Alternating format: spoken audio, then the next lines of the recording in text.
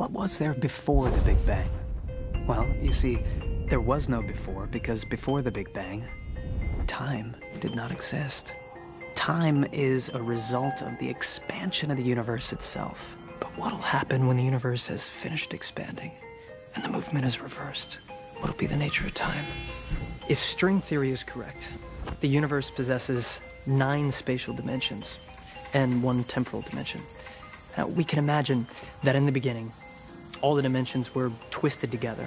And during the Big Bang, 3 spatial dimensions, the ones that we know as height, width, and depth, and 1 temporal dimension, what we know as time, were deployed.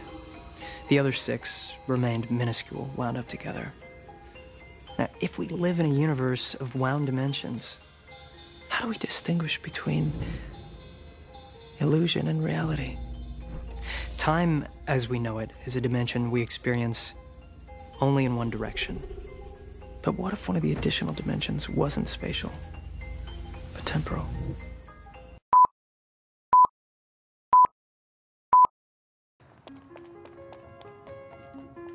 What happens when we fall in love?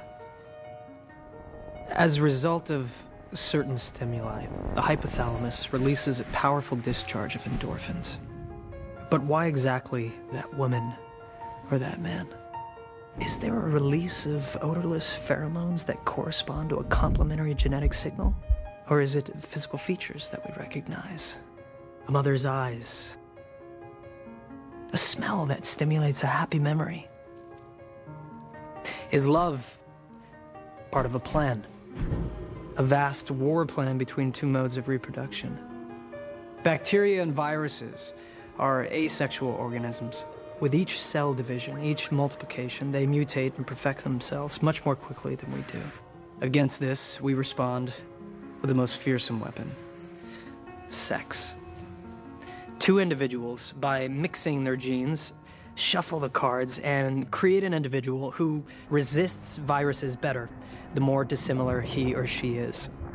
Now, are we unknowing participants in a war between 2 modes of reproduction? To what extent are our fears innate? When we hatch goose eggs in an incubator, and then above the baby birds pass a form simulating a goose in flight, the birds stretch their necks and call out. But if we invert the direction of the silhouette, it conjures the shape of a falcon. The response of the baby birds is immediate. They will crouch in fear, though they've never before seen a falcon. Without any instruction, an innate fear helps them to survive. But in humans, to what ancient dangers might our innate fears correspond?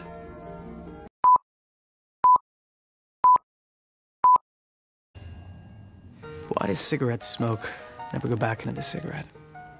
Why do molecules spread away from each other? Why does a spilled drop of ink never reform? Because the universe moves towards a state of dissipation. That is the principle of entropy, the tendency of the universe to evolve toward a state of increasing disorder.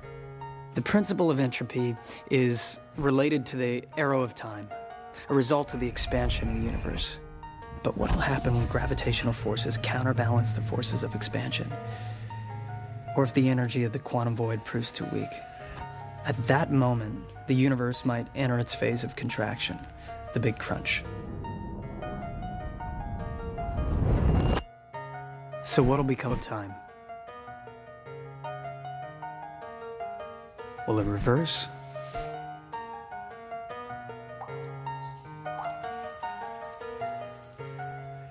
No one knows the answer.